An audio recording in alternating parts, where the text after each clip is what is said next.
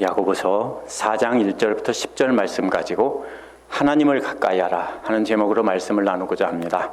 지난주 말씀은 참된 지혜를 전하는 사람은 말로만이 아니라 몸에 배어있는 생활 습관을 통해서 보여주는 것이라고 했습니다.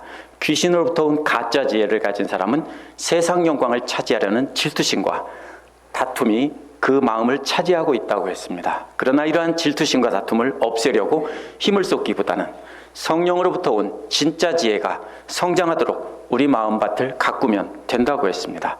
그래서 진짜 지혜가 성장하게 되면 하나님 앞에서 흠이 없고 이웃을 사랑하며 화평의 열매가 가득 맺게 돼서 그것을 다시 뿌려서 재생산을 할 수 있게 된다고 했습니다. 그러면 귀신으로부터 온 가짜 지혜는 숨이 막혀서 힘을 못 쓰게 된다고 했습니다. 이제 오늘 말씀은 아직도 귀신들로부터 온 가짜 지혜를 따라 살던 성도들에게 경고한 말입니다. 오늘 말씀은 세 장의 그림으로 전달합니다. 첫째 그림은 세상 영광을 차지하려고 질투심과 다툼으로 교회 안에서 서로 싸우던 모습입니다. 이것을 전쟁터의 그림 언어로 전달합니다. 두 번째 그림은 하나님을 사랑한다고 하면서 여전히 세상 영광을 사랑하는 마음을 갖고 있었던 것을 간음하는 여인의 그림으로 경고합니다. 세 번째 그림은 부정한 것을 멀리하고 거룩함에 가까이 나가는 대제사장의 그림으로 회개하고 하나님 앞에 가까이 나오라고 촉구합니다. 거룩하신 하나님 앞에 가까이 나가려면 세상 기쁨과 즐거움을 애통과 근심으로 바꾸며 하나님 앞에 엎드려서 진정으로 회개해야 된다는 것입니다. 이 말씀을 보면서 우리는 어떻게 하나님을 가까이 할지 알아보도록 하겠습니다. 1절부터 3절은 잘못 구하기 때문에 얻지 못한 것이다 라는 말씀이 나옵니다. 1절에서 3절은 조금 전에 말씀드린 것처럼 전쟁의 그림으로 전달합니다. 야고보가 편지를 보낸 교회 안에는 심각한 다툼이 있었던 것 같습니다. 그들은 서로 싸우고 있었습니다. 싸움이라는 말은 전쟁이라는 뜻입니다. 교회 안에서 서로 파가 나뉘어 말로 전쟁을 하고 있었습니다. 다툼이나 분쟁이라는 말은 전쟁의 선전포고가 시작된 뒤 이제 본격적으로 싸우는 모습입니다. 이 말은 디도서 3장 9절에서는 율법에 관한 논쟁에 쓰였습니다. 또 디모데후서 2장 23절에서는 이단들과 논쟁을 할 때 쓰였습니다. 따라서 이 말은요, 교회 안에서 서로 자기들의 믿음이 옳다고 싸우는 모습을 가리키는 말입니다. 야고보는 그러한 전쟁과 다툼의 근본이 어디 있는 줄 아냐? 그게 어디서부터 오는 줄 아느냐고 묻습니다. 야고보는 정확히 알고 있습니다. 그것은 눈에 보이는 것은 누가 옳은지 믿음에 관해서 이렇게 논쟁을 하고 다투는 것 같지만 그 근본을 파헤치면 믿음이 아닌 다른 것이 들어있다는 것입니다. 그것은 너희 지체 가운데 싸우는 육체의 정욕이라고 말합니다. 싸운다는 말은 삭슬 받으려고 군인이 되는 것을 뜻합니다. 오늘날은 한국 같은 곳은 강제로 군대에 가야 하는 의무지만 고대에는 대부분 돈을 벌기 위해서 군대를 갔습니다. 그래서 군인이 되어서 전쟁에 참가하면 성공하고 돈도 많이 벌 수 있고 신분이 낮은 사람도 세상 영광을 차지하고 높은 자리를 차지할 수 있었습니다. 그래서 많은 사람들이 특히 로마 군대에 이렇게 가려고 했습니다. 또 전쟁에서 이기면 많은 전리품들을 얻을 수 있기 때문입니다.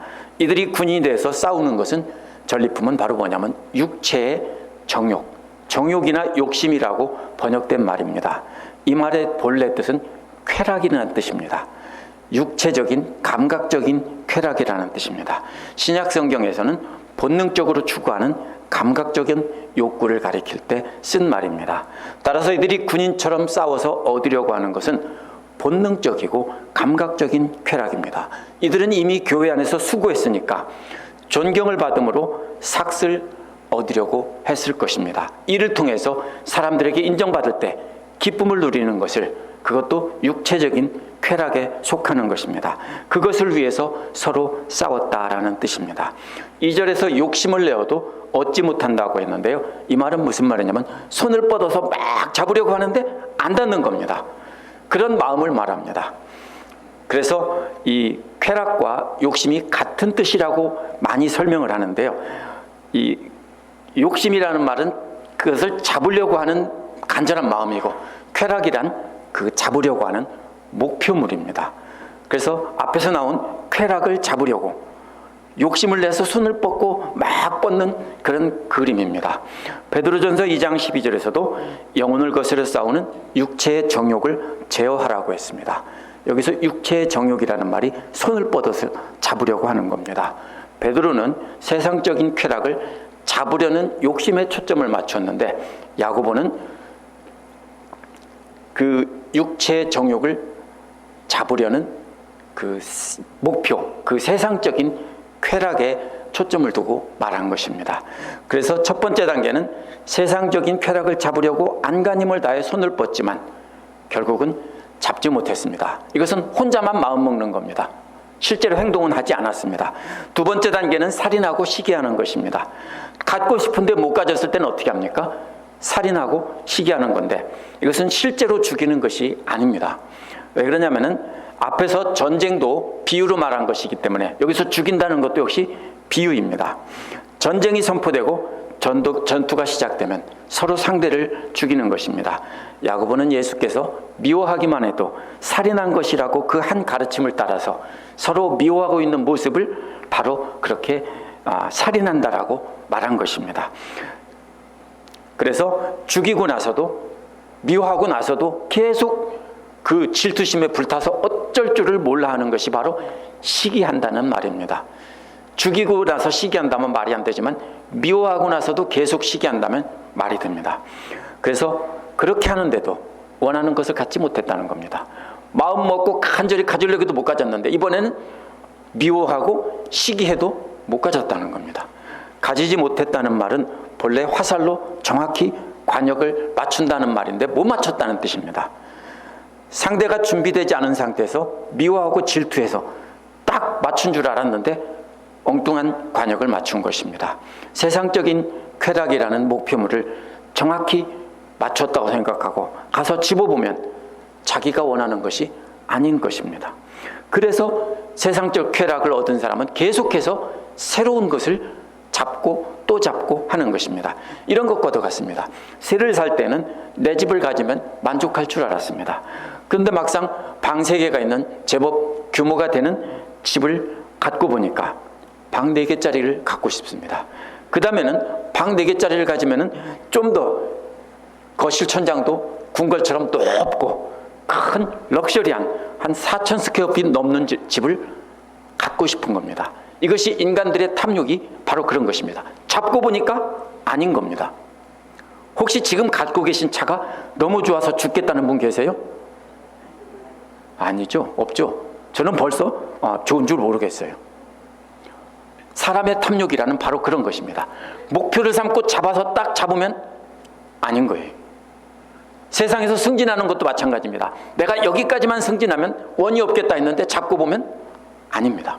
바로 그런 것입니다. 그래서 이것이 사람의 마음입니다.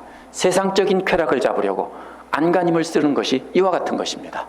미워하고 시기해서 상대를 깔아뭉개고 자신이 교회 안에서 원하는 위치를 얻었다고 생각했는데 막상 얻고 보니까 기쁨이 없는 것입니다. 그래서 더 높은 기쁨을 원하는 것입니다. 그래서 그 다음 단계는 다투고 싸우는 것입니다. 살인과 시기는 일방적인 공격이라면요, 준비가 되지 않은 사람을 일방적으로 공격하는 겁니다. 그러나 싸움은 상대도 내가 갖고 싶은 걸 갖고 나도 상대가 가진 것을 갖고 싶어서 서로 전투하는 모습입니다.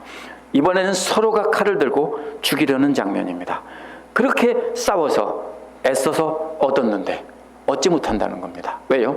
본래부터 잡을 수 없는 헛개비와 같은 세상적인 쾌락을 잡으려고 했기 때문이라는 겁니다. 3절은 그래서 구하여도 받지 못함은 악한 동기로 구했다는 것입니다. 너희가 정욕에 다 써버리려고 구했다는 것입니다. 정욕이란 세번역처럼 쾌락이라는 말입니다. 제가 아까 영어로 설명한 헤도니즘이라는 영어 말이 바로 이 헤돈이라는 말에서 왔습니다. 이 쾌락이라는 말입니다. 이는 주로 감각적인 쾌락을 뜻하는 좋지 않은 의미로 쓰는 말입니다. 악한 동기로 구했다는 말은 세상적인 쾌락을 누리려고 내쓰려고 구했다는 겁니다. 하나님께 기도했다는 거예요. 쓴다는 말은요, 누가복음 15장 14절에서 나온 탕자가 아버지 재산을 다 써버렸다고 할 때 쓴 말입니다. 이 말은 다 써버리려고 구했다는 것입니다. 미워하고 시기해서 무방비 상태에 있던 성도를 죽여버렸습니다. 실제 죽인 게 아니고 미워했다는 겁니다. 그런데도 얻지 못했습니다. 이번에는 같이 맞서 싸워서 차지했는데 역시 아직도 얻지 못했습니다. 그래서 이번에는 하나님께 간절히 기도하며 달라고 하는 것입니다. 그런데 이런 사람들은 하나님께 구하는 것은 세상적인 쾌락을 누리는데 다 써버리려고 구하는 것이기 때문에 야고보는 얻지 못한다라고 하는 겁니다. 오늘날 기독교인들도 그렇게 열심히 기도하는 사람들을 믿음이 좋다고 그동안 말해왔습니다. 저도 믿음이 좋은 줄 알았습니다. 그러나 성경을 자세히 놓고 보니까 그것은 믿음이 좋은 것이 아니라 자신의 탐욕과 쾌락을 위해서 구하는 것입니다. 내가 잘 되고 내 사업 잘 되고 내 새끼들 잘 되고 모든 것 내 중심으로 이렇게 간절히 눈물을 흘리며 기도하는데 거기에는 하나님의 마음이 없는 겁니다. 물론 그것이 자체가 나쁜 것은 아닙니다. 그러나 먼저 너희는 그의 나라와 그의 의를 구하라고 했으니까 우리는 먼저 하나님의 나라를 먼저 구하고 그 다음에 그러면 하나님께서 너희 쓸 것은 주신다고 했기 때문입니다. 그래서 하나님은 그러한 기도를 듣지 않고 아무것도 주지 않으신다고 했습니다. 만약 이들이 이웃을 사랑하고 하나님을 기쁘시게 하는데 쓰려고 달라고 했다면 즉시 주셨을 것이라는 겁니다. 그런데 자신들의 육체적 쾌락을 위해서 막 물질도 달라고 하고 성공하게 해달라고 하고 교회에서도 박수를 받게 해달라고 하니까 안 준다는 것입니다. 예나 지금이나 사람들은 세상에서 성공하는 일에 인생을 겁니다. 성공해서 육체적 쾌락과 안락한 삶을 즐기려고 또 많은 사람들에게 인정을 받으려고 하는 것입니다. 매슬로우라는 사람이 말한 욕구단계 5단계설의 밑에 부분에는 식욕이나 성욕이나 이런 잠자는 욕구가 있지만 맨 꼭대기 부분에는 존경받는 욕구와 자아실현의 욕구가 있습니다. 야고보가 말하는 이 감각적인 쾌락인 바로 그러한 모든 것이 다 포함되는 것입니다.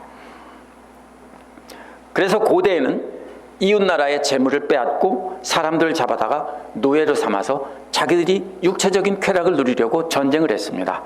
오늘날도 전쟁의 모양은 바뀌었지만 결국 무역이나 여러 가지 전쟁을 통해서 그렇게 역시 이웃나라들을 빼앗고 자기들이 누리고 살고 있습니다. 결국 다른 사람의 것을 빼앗아서 자기 것으로 만들고 자기들은 쾌락을 누리고 성공하고 다른 사람은 살거나 죽거나 내버려 두는 것이 이것이 바로 세상적인 성공입니다. 야고보의 성도들도 사람들에게 믿음 좋은 사람이라고 인정받고 존경받아서 그 짜릿한 기쁨을 누리려고 서로 다투고 있고 그것이 이루어지지 않자 하나님께 달라고 한 것입니다. 그것이 하나님의 뜻을 이루는 것이라고 착각을 하고 그렇게 했던 것입니다. 두 번째로 4절부터 6절에서 하나님을 사랑하면서 세상과 벗되지 말라라고 했습니다.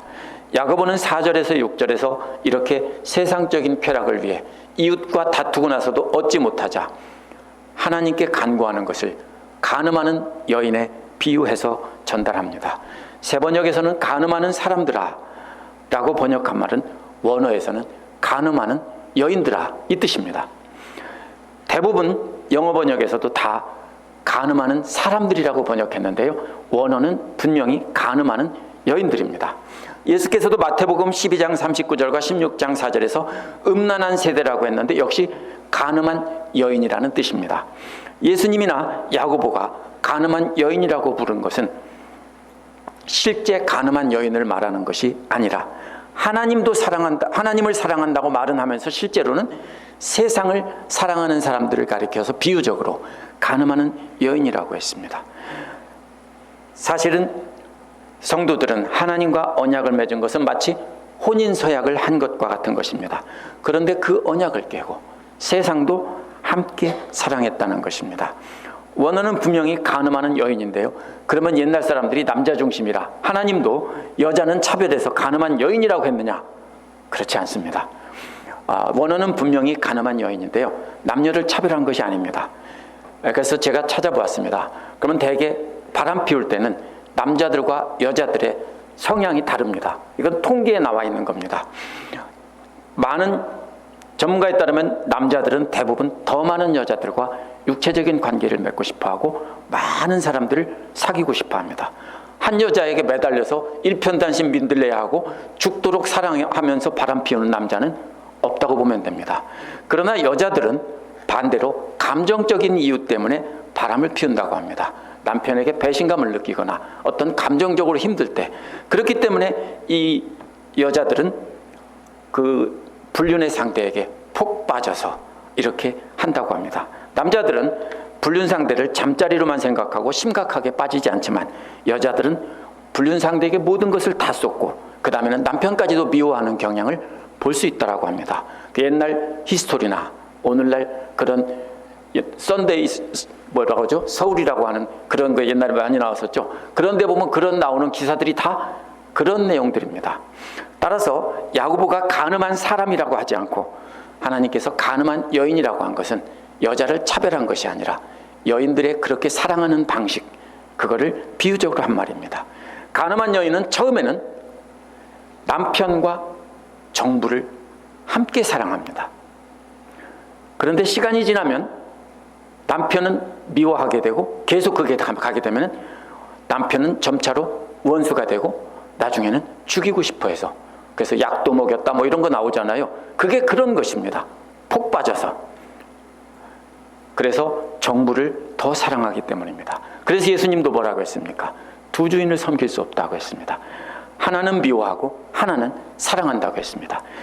하나님과 재물을 겸하여 섬길 수 없는데 하나님을 사랑하면 재물을 미워하고 재물을 사랑하면 하나님을 미워하는 것이라고 예수님도 말했습니다. 이러한 여인의 마음의 특성을 이렇게 간음하는 여인에 비유한 것이지 절대로 여자들을 어떻게 나쁘게 봐서 한 말이 아닙니다. 그래서 세상을 사랑한 야고보의 성도들은 말로는 하나님을 사랑한다고 하지만 사실은 하나님을 미워하는 것이라고 이렇게 말합니다. 불륜 상대인 세상 쾌락에 푹 빠져 있기 때문입니다. 그래서 야고보는 먼저 세상과 벗된 것이 하나님과 원수됨을 알지 못하느냐라고 했습니다. 여기서 벗된다는 말은 그냥 친구 이런 뜻이 아닙니다. 물론 친하게 사귄다는 뜻이지만 불륜 상대를 그렇게 벗하고 있다는 뜻입니다. 이미 간음한 여인입니다. 여기서는 과거 시제이기 때문에, 그래서 이미 세상과 친구가 되어서 세상을 사랑하게 된 사람은 하나님과는 반드시 원수가 된다는 것입니다. 그래서 하나님 편에서 원수 삼는 것이 아니라 세상을 사랑하는 성도들이 하나님을 먼저 원수 삼는 겁니다. 구약 성경에 보면 그런데도 하나님께서는 다가가서 또 용서해주고 또 용서해주잖아요. 그것을 하나님의 한결같은 사랑, 헤세드라고 합니다. 성도들이 하나님을 원수 삼는 것이지 하나님이 성도들을 원수 삼지 않습니다. 디모데후서 3장 4절에서도 쾌락을 사랑하기를 하나님보다 더 한다고 했습니다. 그 다음은 실제로 세상과 벗되지는 않았지만 벗이 되려고 마음만 먹은 여인입니다. 이거 우리가 한글 성경 읽을 때는 그냥 지나치기 쉬운데요. 두 번째는 마음 먹은 겁니다. 벗이 되지는 않았어요. 바람 피우지는 않았어요. 그런데 뭐라고 그래요? 이미 현재 하나님의 원수 자리에 앉아 있는 것이라고 말을 합니다. 예수께서도 마태복음 5장 28절에서 여자를 보고 음욕을 품은 자도 이미 간음한 자라고 했습니다. 실제로 세상과 짝을 해서 세상을 사랑하는 성도도 이미 하나님과 원수라고 했는데 아직 세상을 사랑하지는 않았는데 나도 한번 사랑해볼까? 라고 생각하고 있다면 그 사람도 이미 하나님의 대적의 자리에 앉아 있다는 겁니다. 왜요? 하나님은 그 마음을 다 아시기 때문입니다. 행동으로 옮겼건 안 옮겼건 하나님은 중심을 보시기 때문에 다 아신다는 뜻입니다. 그렇기 때문에 5절에서 다음에 나오는 말씀이 헛소리인 줄 아느냐 이런 뜻입니다. 그러면 그 다음에는 반드시 성경 구절이 나와야 합니다. 그런데 이 구절은 성경에 없습니다. 그 내용은 뭡니까? 하나님께서 우리 속에 거하게 하신 성령이 시기하기까지 사모한다는 말씀을 헛된 것으로 생각하느냐, 헛소리인 줄 아느냐 이런 뜻입니다. 이 구절은 구약 성경에 안 나오는데요. 질투하도록 사랑하신다는 말씀은 구약 성경과 신약 성경 전체에 흐르는 내용입니다. 야고보는 그 내용을 한마디로 요약해서 이렇게 구약 성경의 말씀이다 이렇게 말한 것입니다. 세상을 사랑해야 되겠다고 마음만 먹었어도 믿는 자 안에 계시는 성령님께서 이미 아시고 시기하기까지 사모한다는 것입니다. 하나님을 믿는 자가 하나님 자신만 사랑해야 되는 것입니다. 그런데 하나님의 영인 성령께서 우리 안에 계시니까 이미 그 마음 안에 있어서 다 알잖아요. 그렇죠? 우리 마음 안의 생각을 성령께서 우리 마음 안에 계시니까 다 안다고요. 그래서 시기하도록 그렇게 사모한다고 했습니다. 그런데 여기에서 보면은 혹시 이런 분 계세요? 관심 없는 이웃집 아저씨가 그 아내를 사랑하는데 시기가 나서 죽겠다 하는 분 계세요? 네? 질투가 나서 견딜 수가 없다는 분 계세요? 이웃집 아저씨, 전혀 상관이 없는 이웃집 아저씨가 자기 아내를 사랑하는데 그런 일은 없어요. 언제요? 사랑하지 않는 사람은 관심이 없어요. 그러면 성령님께서, 하나님께서 우리를 그렇게 시기하도록 사모한다는 말은, 우리가 세상을 짝하고 바람피는 것을, 마음을 있는 걸 보고 시기하도록 사랑한다는 말은, 사모한다는 말은 우리를 그렇게 사랑하신다는 뜻입니다. 사랑하지 않는 사람은 바람을 피건 별짓을 다 하건 아무 관심이 없어요. 하나님은 그렇게 시기하기까지 그리워하시면서 우리를 사랑하신다는 겁니다. 언제요? 이 마음은 잘 아실 거예요. 혹시 남편이나 아내가 딴 여자를 사랑한다는 걸 알면 어떻게 돼요? 가슴이 쓰리고 시리고 시기가 나고 질투가 나서 어떻게 하지만 남편을 미워하고 접으면 끝인데 그렇지 못하고 계속해서 사랑하고 있다면 그 쓰린 가슴을 안고 계속 사모하는 마음을 갖고 있어야 됩니다. 맞죠? 바로 그 말씀입니다. 그래도 하나님은 사랑하신다고요. 사모하신다고요. 그래서 우리가 세상을 사랑하려고 마음만 먹어도 성령님께서는 가슴 아파하시고 가슴이 쓰려하시고 눈물을 흘린다는 뜻입니다. 6절은 그런데 하나님께서 더 큰 은혜를 주신다고 말합니다. 은혜란 선물이라는 뜻입니다. 세상 영광이, 세상적 쾌락이 주는 선물보다 하나님이 더 좋은 걸 준다는 뜻입니다. 세상 영광은 뭘 줍니까? 10kg짜리 다이어도 주고 이것도 좋은 거 주면서 집도 사주고 하면서 나한테 오면 네 모든 거 다 줄게 하겠지만 하나님은 그보다 내가 더 좋은 거 줄게 라고 하신다는 겁니다. 그래서 선물보다 더 큰 선물을 주신다고 하시는 하나님의 마음, 그 사랑을 모르느냐는 겁니다. 그 선물이 뭘까요? 죄인된 우리를 용서하시고 성령님께서 우리 안에 거하시게 한 것, 그 자체가 선물입니다. 성령을 선물로 주셨다고 그렇게 말씀하시죠. 그런데 이 선물은 아무한테나 주는 것이 아니라 교만한 자를 물리치시고 겸손한 자에게만 주신다고 했습니다. 은혜라는 말이 선물이라는 뜻입니다. 그래서 교만한 자는 세상과 짝해서 살면서 하나님을 원수 삼아 대적하고 싸우는 자들이 교만한 자들입니다. 이런 자들은 하나님께서도 원수 삼아 대적하여 싸우신다는 겁니다.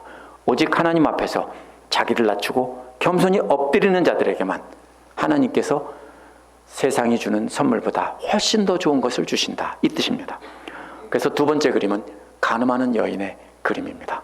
세 번째 그림은 주 앞에서 낮추라는 말씀인데요, 이 부분은 이제 대제사장의 그림입니다. 첫 번째 그림은 전쟁터의 그림으로 자신들이 사랑하는 것을 얻기 위해 싸우는 그림이었다면, 두 번째 그림은 그것이 간음하는 여인과 같다라고 했습니다. 하나님이 더 좋은 거 줄게. 그런데 이번에는 가까이 오라는 겁니다. 근데 가까이 갈 수 있는 것은, 하나님 앞에 가까이 갈 수 있는 것은 대제사장 뿐입니다. 그래서 하나님 앞에 가까이 나와 제사를 드리는 정결한 제사장의 그림으로 이 마지막 부분은 전달합니다. 7절은 두 쌍의 대꾸로 되어 있습니다. 첫째 쌍은 하나님께는 복종하고 마귀에게는 대적하라고 했습니다. 돌아오면 언제든지 용서하고 사랑하겠다는 남편에게 돌아오려면 먼저 뭘 하라고요? 남편에게는 복종하고 불륜 상대인 남자는 적으로 삼아 싸워야 된다는 것입니다. 여전히 불륜 상대인 남자를 사랑하면서 남편에게 돌아오겠다고 하면은 그거는 또 다른 간음입니다. 그래서 첫째 뭐 하라고 합니까? 하나님께 복종하고 바로 그 불륜 상대인 세상적 쾌락은 싸우라는 것입니다. 그런데 이 세상적 쾌락이 이번에는 마귀로 바뀌었습니다. 그렇다면 우리가 사랑하는 세상적 쾌락은 결국 누구 것이라고요? 마귀 것이라는 뜻입니다. 알아서 세상에서 성공해서 세상적인 쾌락을 마음껏 누리고 이 세상에서 살다가 나는 죽겠다라고 하는 것은 결국 마귀를 사랑하는 것이 되는 것입니다. 하나님께서 용서해 줄 것이니까 얼른 돌아서서 하나님께는 복종하되 마귀에게는 대적하라는 것입니다. 둘째 쌍은 7절 끝부분에 있는 마귀가 너희로부터 달아난다는 것과 8절 앞부분에서 하나님께로 가까이 한다는 것이 짝을 이룹니다. 마귀가 왜 달아납니까? 우리가 하나님 편으로 돌아서니까, 하나님이 우리 편이 돼주시니까 마귀는 무서워서 도망가는 것이고, 바로 하나님께로 돌아선 사람은 하나님의 가까이 있는 것입니다. 그래서 하나님께서 우리와 대신 싸워줄 것이기 때문에 마귀는 멀리 달아나고, 그래서 하나님께로 우리는 가까이 가라는 것입니다. 그러면 마귀는 멀리 도망간다는 뜻입니다. 하나님께로 가까이 간다는 말은 제사장이 자신을 거룩하게 하고 하나님 제단 앞으로 가까이 나아가는 그림입니다. 그러면 하나님께서도 그 제사를 기뻐 받으시기 위해 가까이 그 자리에 임하시는 겁니다. 히브리서 4장 16절에서도 우리가 긍휼하심을 받고 때를 따라 돕는 은혜를 얻기 위하여 은혜의 보좌 앞에 담대히 나갈 것이니라. 이것도 제사장이 은혜의 보좌 앞에 대제사장만 나갈 수 있는 건데, 바로 우리 모든 믿는 자들이 대제사장이 돼서 가까이 나가라는 뜻입니다. 우리가 하나님의 보좌 앞에 담대히 나가려면 하나님께서도 우리 예배를 받아주시고 우리에게로 가까이 오는 것입니다. 어떻게 가까이 갑니까? 역시 짝을 이루는 대꾸로 되어 있는데요, 먼저 손부터 씻으라고 합니다. 손은 무슨 뜻이냐면 행동을 비유적으로 말한 것입니다. 겉으로 드러난 행동입니다. 손이 더러운 자들은 죄인이라고 불렀습니다. 죄인이란 행동으로 죄를 지은 사람들입니다. 마음만 먹은 사람들은 사실은 세상에서는 죄인이라고는 안 하죠. 율법에서도 사실은 죄인으로 처단하지 않습니다. 마음만 남의 여자나 남의 남자를 사랑하다가 그냥 신경 꺼버렸는데 너 나와, 너 맘먹었지 하고서 돌로 쳐 죽이지 않았습니다. 여기서 죄인이라는 말은 행동으로 드러난 사람들을 말합니다. 그 손을 씻으라는 겁니다. 그렇다면 뭐를 하라고요? 이제는 다시는 손을 깨끗이 씻고 그런 행동을 하지 말라는 뜻입니다. 다시는 불륜 남과 계속 만나서 잠자리를 하면서 남편에게 돌아온다라고 하는 것은 거짓말이라는 겁니다. 먼저 손을 씻으라는 겁니다. 깨끗이 씻고 다시 더럽힌다면 그것은 거짓말이다, 이 뜻입니다. 이와 짝을 이루는 구절은 마음을 순결하게 하라고 했습니다. 손이 겉으로 드러난 행동이라면 마음은 그 행동을 하기 전에 마음입니다. 3절에서 세상과 짝하려고 마음 먹은 여인과도 같은 상태, 그것입니다. 그 마음조차도 순결하게 하라는 것입니다. 순결한 마음이란 일편단심 하나님만 사랑하는 마음입니다. 그렇기 때문에 순결하지 못한 자들을 뭐라고 불렀냐면 두 마음을 품은 자들아 라고 했습니다. 뭐예요? 하나님도 사랑하고 나는 세상도 사랑해야지, 이 사람들입니다. 그래서 행동만이 아니라 세상 쾌락을 사랑하는 마음까지도 완전히 버려야 한다는 것입니다. 그렇게 세상을 사랑하는 더러운 손을 가졌다는 것을 깨달았다면, 또 하나님도 사랑하고 세상도 사랑하는 둘 다에 헌신하는 더러운 마음을 가졌다면, 그것을 깨달았다면 이제 하나님 앞에서 어떻게 회개해야 되는지 3단계로 회개하라고 합니다. 먼저 슬퍼하라고 했습니다. 이 말은 무슨 뜻이냐면요, 자신의 더러운 행동과 마음을 직면하고 마음 아파하라는 것입니다. 무슨 뜻이냐면요, 자기가 한 행동이 잘했다고 생각하면은 마음 아파하지 않습니다. 그렇죠? 바람을 피웠어도 나는 남편이 잘못했으니까, 남편이 괘씸해서 복수하는 마음으로 내가 잘했다라고 생각하면은요, 그 바람 핀 것에 마음 아파하지 않습니다. 그렇죠? 근데 슬퍼라는 말은 무슨 말이냐면 먼저 자기 잘못을 직면하고 그것을 마음 아파서 이렇게 가슴 아파하고 회개하라는 뜻입니다. 이것이 시작입니다. 그러다가 두 번째는 흐느끼며 울라는 겁니다. 이것은 소리를 내는 게 아니라 그냥 마음 아프다 보니까 조금 지나면 흐느껴 울게 되는 겁니다. 그 다음에 더 나가는 것은 큰 소리로 통곡하며 울라는 것입니다. 그래서 마음 아파하다가 흐느껴 울다가 엉엉 큰 소리 내서 울라는 뜻입니다. 그러면 이 말이 무슨 뜻입니까? 하나님 앞에서는 마음을 속일 수 없기 때문에 겉으로 아무리 큰 소리로 울고 가슴을 치고 칼로 찔러도 소용이 없습니다. 어디서부터 시작해야 돼요? 자신의 죄를 직면하고 마음 아파하는 것에서부터 시작해야 되는 것입니다. 9절 뒷부분도 짝을 이루는 대꾸로 되어 있습니다. 웃음은 겉으로 드러난 것입니다. 웃음은 세상 쾌락을 즐기며 그 즐거움을 드러내는 것입니다. 그런데 그 즐거움을 이제 흐느낌으로 바꾸라는 것입니다. 왜요? 역시 간음하는 것을 버리라는 뜻입니다. 세상 쾌락에 즐거워하며 웃으면서 그것을 버리지 않고서는 안 된다는 것입니다. 또 웃음과 짝을 이루는 기쁨이라는 말은 겉으로 드러난 것이 아니라 속에서 막 차오르는 기쁨입니다. 그래서 세상 쾌락을 즐기면서 마음속으로 뿌듯해하고 기뻐하는 것입니다. 그런데 마음속으로 그것도 역시 근심으로 바꾸라는 겁니다.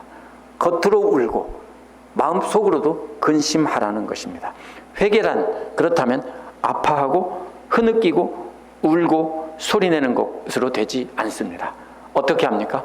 겉으로 드러난 웃음에서부터 마음속 깊은 곳에 있는 그 속마음까지 완전히 다 바꿔서 철저하게 회개해야 되고 철저하게 슬퍼해야 된다는 것입니다.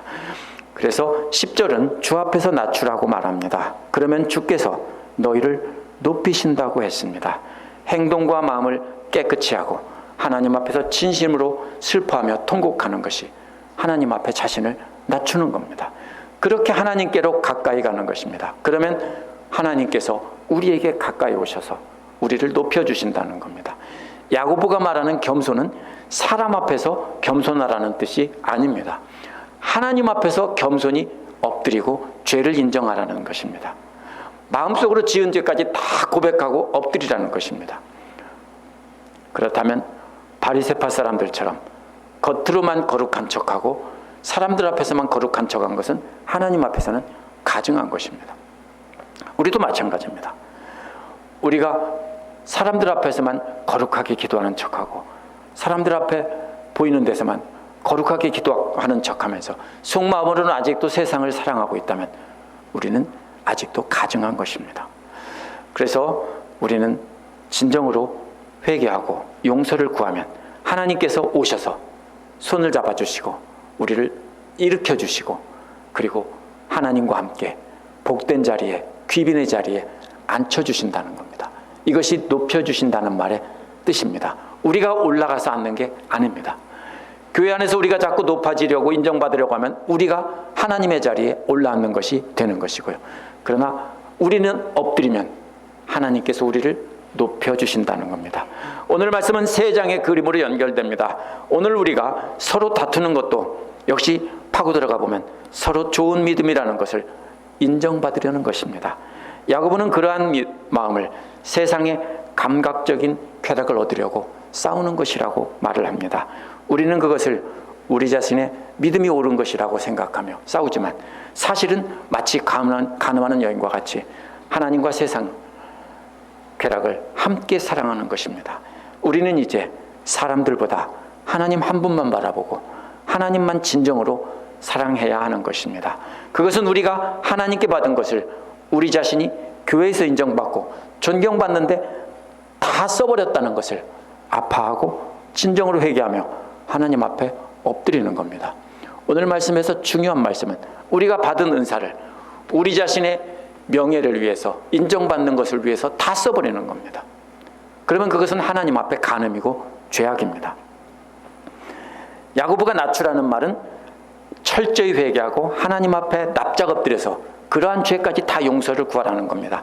이제는 나의 영광을 위해 내가 받은 은사를 쓸 것이 아니라 진짜 하나님의 영광을 위해 쓰겠다며 용서해달라고 하나님 앞에 진정으로 마음속과 겉으로 드러난 행동으로 다 함께 용서를 구해야 하는 것입니다.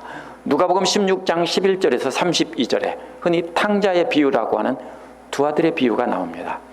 여기서 둘째 아들은 아버지에게 자신이 받을 유산을 미리 달라고 합니다. 근데 우리가 여기서 분명히 알아야 되는 것은 유대인들은 부모가 죽기 전에는 절대로 재산을 물려주는 법이 아닙니다. 만약 물려달라고 하면 그 무슨 뜻이냐면 아버지도 빨리 죽어, 이 소리입니다. 죽고 재산은 나한테 빨리 주고 너는 빨리 죽어, 이 소리입니다. 그래서 아버지한테 심각한 명예훼손이고 동네 사람들이 끌어다가 벌을 주든지 율법에 나온 대로 처단을 해야 될 그런 심각한 죄입니다. 그런데 이것은요, 세상적인 쾌락을 얻으려고 마귀 편에 서서 하나님께 대적하여 싸운 것입니다. 하지만 아버지는 이런 아들에게 유산을 나누어 줬다고 예수님은 말씀하셨습니다. 둘째 아들은 아버지에게 미리 받은 유산을 가지고 가서 다 써버렸습니다. 뭘 위해 썼습니까? 세상적인 쾌락을 위해서 니나노 집에 가서 먹고 마시고 다 썼겠죠. 다 썼습니다. 그 다음에 둘째 아들은 아버지 유산을 그렇게 자기 자신을 위해, 감각적 쾌락을 위해 다 써버린 다음에 먹을 것이 없자 돼지 먹는 쥐염 열매조차 먹을 수 없게 되었습니다. 굶어 죽게 되자 아버지께로 돌아갑니다. 아들이 되게 해달라고 돌아가는 게 아니라 아버지를 대적해서 싸운 유산을 다 받아 썼으니 이제는 죄인이라 동네 사람들이 알면 잡아 죽일 것이기 때문에 바로 아버지를 볼 자격도 없습니다. 그래서 몰래 가서 아버지 집에 종이 되게 해달라고 해보자 하고 가는 겁니다. 절대로 아들이 아들로 받아달라고 돌아가는 것이 아닙니다. 그런데 아버지는 멀리서 오는 걸 보고 달려갑니다. 어떻게 알았을까요? 아들이 오는 것을 어떻게 합니까? 아버지는 날마다 문 앞에 서서 기다리고 있었습니다. 왜요? 동네 사람들한테 먼저 걸리면 그 못된 부르자식이라고 잡혀서 죽을지도 모릅니다. 그래서 먼저 가서 데리고 오려고 아버지는 날마다 문 앞에 서서 기다리고 있었습니다. 아버지는 아들을 멀리서 오는 것을 발견하자마자 달려가서 목을 안고 입을 맞추고 반지를 끼워주고 신발을 신기고 제일 좋은 옷을 입혀주었습니다. 당사자인 아버지가 이렇게 용서했다면 동네 사람들도 율법에 따라 어떻게 할 수 없는 것입니다. 그래서 아버지가 자신을 대적한 원수를 먼저 용서해주고 사랑한 것입니다. 둘째 아들이 한 것이 무엇이 있습니까? 아무것도 없습니다. 잘한 거 아무것도 없습니다. 단지 죄를 깨닫고 그것도 굶어 죽지 않으려고 치사하게 아버지 집에 가면 종들도 먹을 것이 있더라. 그래서 아버지 집을 향해서 돌아간 것 뿐입니다. 아버지 앞에 자신을 낮추어 자격이 없다고, 아들로서 자격이 없으니 종이 하나로 써달라고 하려고 했는데 그 말은 성경에 안 나옵니다. 왜요? 아버지가 입을 막았어요. 죄를 얻어 싸우냐니까 쉿 하고 입을 막았어요. 그리고 아버지는 그 못된 아들을 회복시켜 주신 것이 이 이야기입니다. 그런데요, 많은 사람들은 이것을 탕자의 비유라고 잘못 알고 있습니다. 이것은 탕자의 비유가 아니라 예수님의 초점은 두 아들의 비유입니다. 예수님의 초점은 탕자에 있지 않고 집에 있던 탕자, 돌아온 탕자를 돌탕이라고 하고요, 집에 있던 탕자는 집탕이라고 우리가 부릅니다. 집에 있던 탕자가 진짜 초점입니다. 예수님은 둘째 아들이 회개하고 돌아온 것에 말씀하려는 것이 아니라 아버지를 대적한 죄인을 용서하시는 아버지의 마음을 말하고 있는 것입니다. 큰아들에게는 아버지의 마음이 없었다는 것을 비유적으로 말하고 있는 것입니다. 큰아들은 자신은 거룩하고 동생은 더러운 죄인이라며 자신을 높인 겁니다. 누구와 똑같습니까? 야고보의 교회에서 싸우던 사람들과 똑같습니다. 자신들이 율법을 많이 알고 율법을 잘 지키고 있으니까 자기들은 거룩하고 너희들은 거룩하지 않다라고 싸우고요, 한쪽에서는 그게 아니라 믿음으로 구원받는 거니까 우리가 거룩하다고 또 싸우던 사람들입니다. 그런데 야고보의 성도들은요, 돌아온 탕자가 아니라 집에 있던 탕자였습니다. 그래서 이들은 자신들의 쾌락을 위해 자신이 받은 그 특권을 다 낭비해서 1원 한 푼 안 남기고 다 써버린 겁니다. 돌탕은 육신적 쾌락을 위해서 다 써버렸지만 집탕은 자신의 명예와 자신의 존귀를 위해서 다 써버린 겁니다. 우리도 누구나 이 두 아들 중에 하나에 해당이 됩니다. 어떤 이들은 세상 쾌락을 사랑해서 아직도 예수 믿는다고 하면서 둘째 아들처럼 살아가는 성도들도 있을 겁니다. 성경에서 하지 말라는 거 하고 자신의 육신의 쾌락을 위해서 막 쓰고 살면서 하나님 앞에는 제대로 살지 못하는 사람들이 있습니다. 그러면 그런 사람들을 뭐라고 합니까? 조금 더 믿음이 있다고 하는 사람들이 저렇게 믿음이 부족한 사람들이 있나 하면서 아래를 보고 책망하고 싸웁니다. 근데 예수님은 뭐라고 합니까? 돌탕보다 집탕이 더 나쁘다라고 합니다. 어떤 이들은 큰아들처럼 스스로 자신을 거룩하다고 하면서 거룩한 하나님의 백성이라고 하지만 사실은 이미 하나님의 자리에 앉아서 하나님의 영광을 가로채고 자신을 높이는데 가진 유산을 다 써버렸습니다. 그걸로 쾌락을 누립니다. 그래서 교회 안에서 스스로 높다고 하는 사람들은 집탕입니다. 그러면 교회 안에는 두 종류 중에 하나밖에 없습니다. 돌탕 아니면 집탕밖에 없습니다. 하나님께서는 우리가 사람들 보기에 얼마나 경건하게 한지 보지 않으십니다. 우리 속마음까지 다 알기 때문입니다. 아무 소용없어요. 보는 데서만 하고 보는 데서만 잘하고 보는 데서만 기도하고 보는 데서만 헌금하고 아무 소용없어요. 왜? 우리 안에 성령님이 계시기 때문에. 만약에 하나님이 모르신다고 하면 성령님이 그 안에 안 계신 거예요.